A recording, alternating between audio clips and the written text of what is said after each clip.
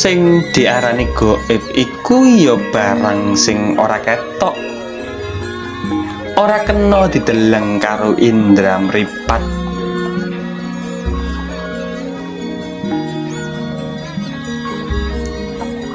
Sifate gaib iki ora mesti elek, ora mung setan sing diarani gaib, nanging Gusti kang Maha Kuwasa iki ya sifate gaib tapi awujud,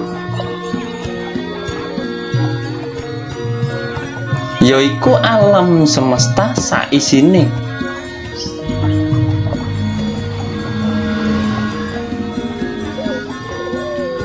Aja ngaku yen kowe ora percaya karo hal gaib, nanging kowe isih salat lan sembahyang. Merga yen sembahyang iku ngiyakini marang barang sing ora ketok, ngarepno oleh ganjaran, oleh anugrah lan hidayah, iku ya sifate gaib.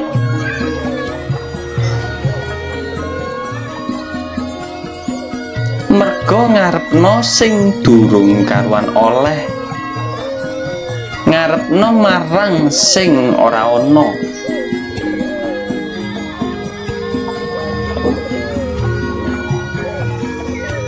Contone kaya dene yen njupuk undian, nanging hadiahane didelikno marang panitiane supaya dadi kejutan.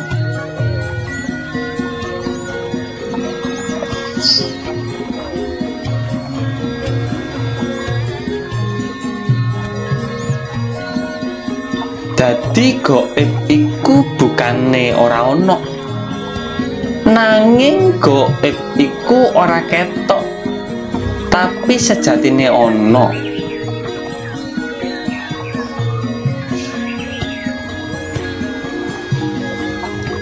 Mulane kawerune wong Jawa iku sifate ya gaib,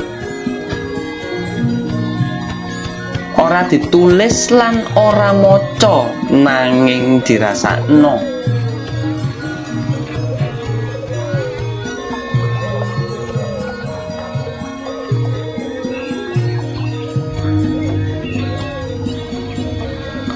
Pituture wong Jawa iku ana rong arti,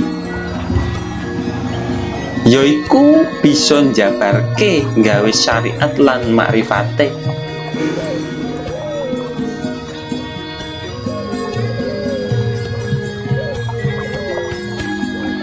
Nanging sejatine kabeh pituture wong Jawa iku gawe keslametan.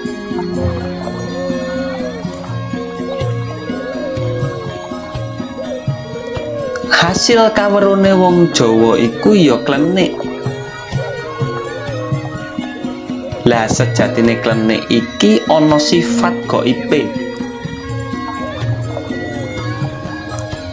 Kayata yen nyapu latar aja nganti magrib.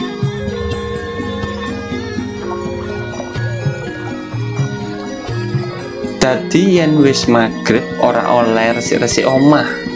Lah iki sejatine ana hal gaibe sing dadi patokane wong Jawa.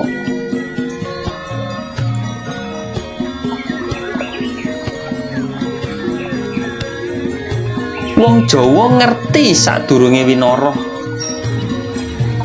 ngerti yen ate ana musibah lan cobaan.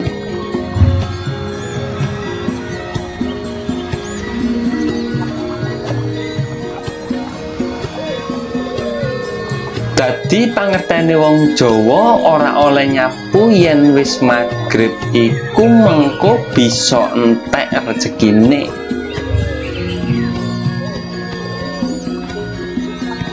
Istilah rezekine entek iku ora ngentek disapu, nanging iki ana unsur gaib sing nggarai seret rezekine. Rezeki iku saka sing kuwasa, Nanging sing kuwasa ora peduli karo tingkamu, lakumu urip nang alam donya iki.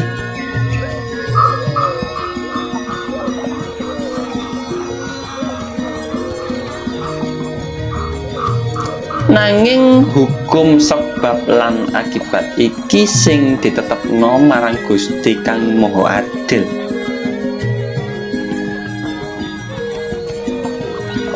Dadi yen rezekimu seret, delengen lakumu wis bener apa ora. Aja nyalano Gusti. Gusti wis maringi rezeki. Menungso kudu bisa ngati-ati lan tumindak sing bener.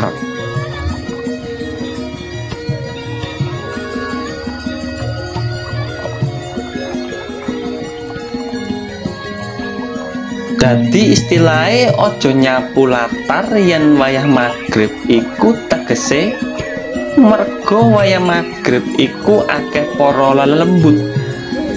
Ana kedanyangan wayah surup lan ana sing jaga lakune menungso sing ora duwe sopan lan santun marang tanah Jawa iki.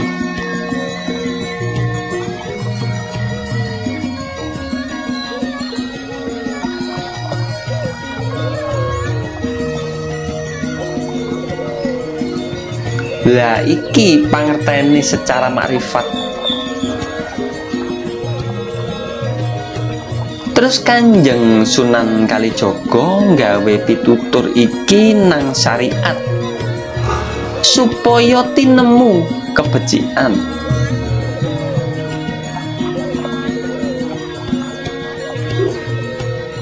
Merga Kanjeng Sunan Kalijaga ya paham yen wong Jawa iku wong bodho sing kudu dituntun alon-alon.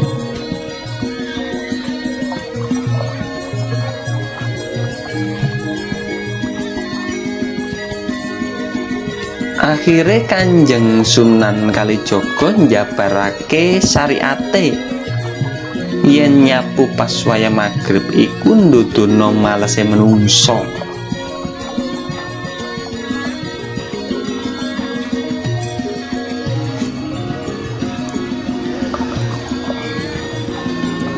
Mergo isih akeh wayah sing gawe resik lan nyapu-nyapu isuk awan lan sore.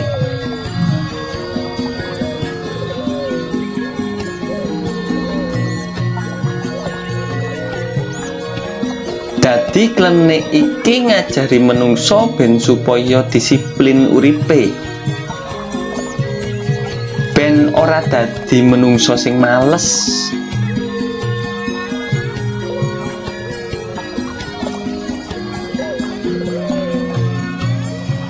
Mulane yen wayah magrib iku kabeh penggawean kudu dilereni. Mangkane ana arane salat magrib kuwi.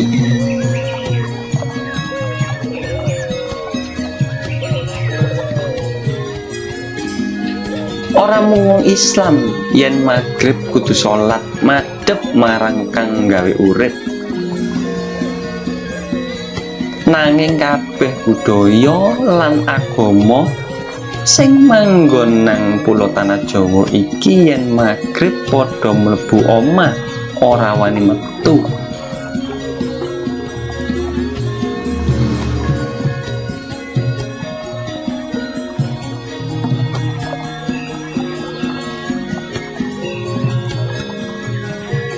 Yen wong Jawa biyen wayah magrib mari sembayang yo nggawe wedang kopi lan nggodhog telo wis ora tandang penggawean apa-apa.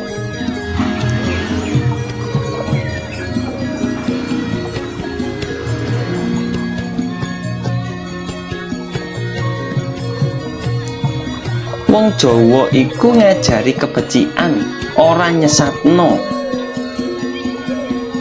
Nanging dianggepe syirik lan musyrik.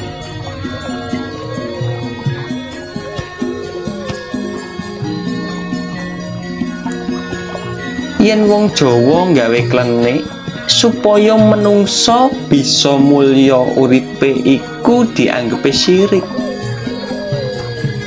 dianggep ora percaya karo sing gawe urip. Nanging yen wong Islam gawe perintah lan larangan supaya oleh hidayah saka pangeran, iku dianggepe anugrah.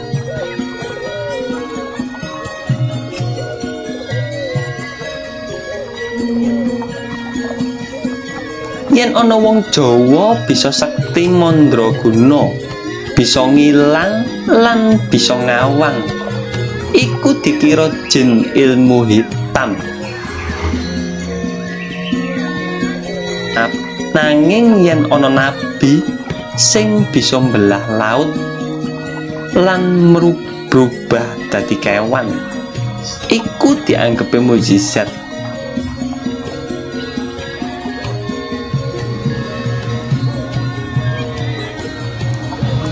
Ayo padha-padha ngrayai awake dhewe, golek ana asalmu ben ora ilang sejatine awakmu. Yen kowe rumangsamu manggon neng tanah Jawa, turuten apa sing dadi perintahe lan larangane. Insya Allah berkah lan selamat uripmu.